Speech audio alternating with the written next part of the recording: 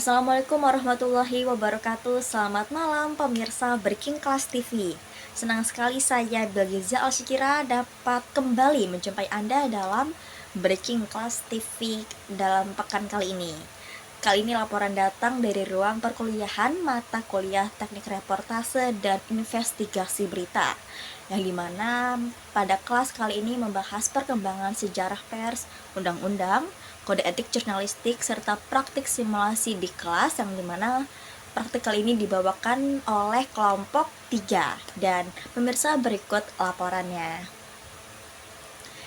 Baik pemirsa, materi perkuliahan kali ini membahas secara menyeluruh tentang sejarah pers, yang dimana selain sejarah pers ada juga undang-undang dan juga kode etik jurnalistik.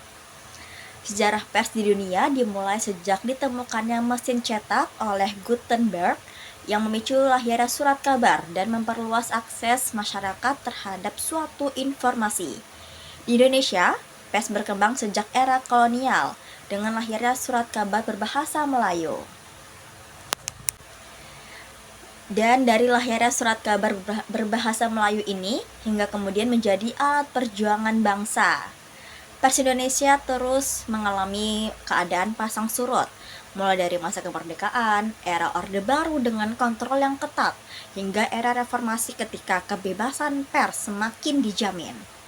Dalam perkembangannya, undang-undang pers di Indonesia memiliki peran yang sangat penting, yang dimana undang-undang pers, pemirsa, menjadi dasar hukum yang melindungi kerja dari sang jurnalis dan kemudian menjamin kemerdekaan bidang pers sendiri gitu, serta mengatur hubungan antara media, pemerintah, dan juga masyarakat. Dan pemirsa, perlu Anda ketahui, dengan adanya undang-undang ini, kebebasan pers tidak lagi bisa ditekan secara sepihak, karena wartawan memiliki landasan hukum yang sangat kuat dalam menjalankan profesinya.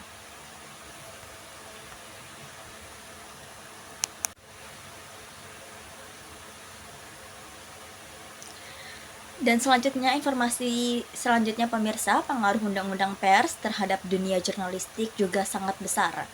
Kehadirannya membuat media lebih leluasa menyampaikan fakta dan juga kritik, sekaligus menumbuhkan profesionalisme di kalangan para sang jurnalis. Namun, kebebasan ini juga menuntut tanggung jawab agar pers tidak disalahgunakan untuk menyebarkan berita bohong atau merugikan pihak tertentu. Selain undang-undang, perkuliahan kali ini juga membahas mengenai kode etik jurnalistik, yang dimana pemirsa pasti juga ada beberapa yang tahu dari kalian. Kode etik dalam dunia jurnalis adalah seperangkat aturan moral yang wajib dipatuhi oleh sang jurnalis itu sendiri dalam pekerjaannya.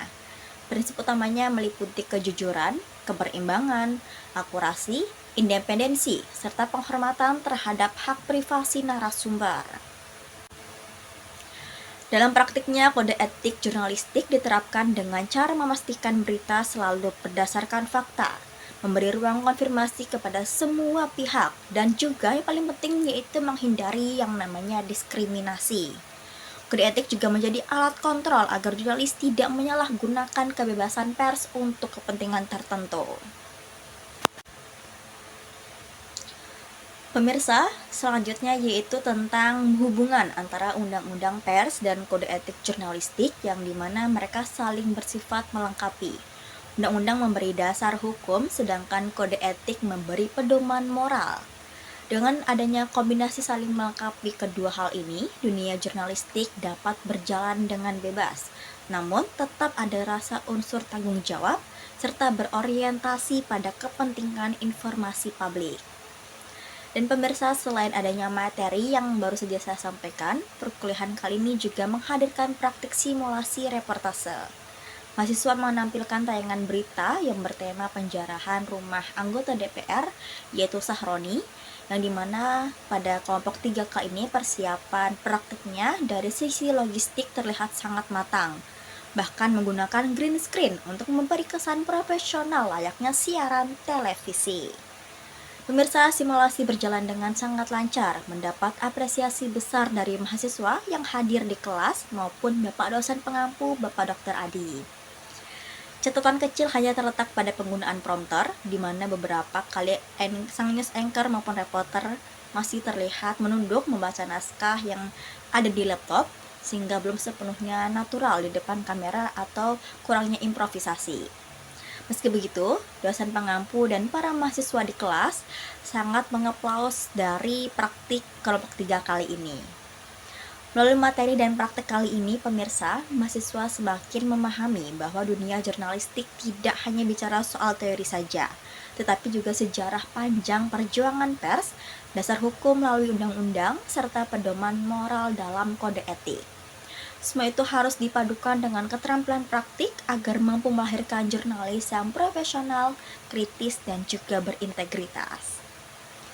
Baik pemirsa, informasi tadi sekaligus menutup jumpa kita kali ini. Jangan sedih karena pekan depan kita akan bertemu lagi dalam Learning Journal dengan tema yang berbeda. Dan saya, Pilgaza Asyikra Bunga, dan juga para kru yang bertugas di balik layar, pamit undur diri. Selamat melanjutkan aktivitas Anda. Wassalamualaikum warahmatullahi wabarakatuh.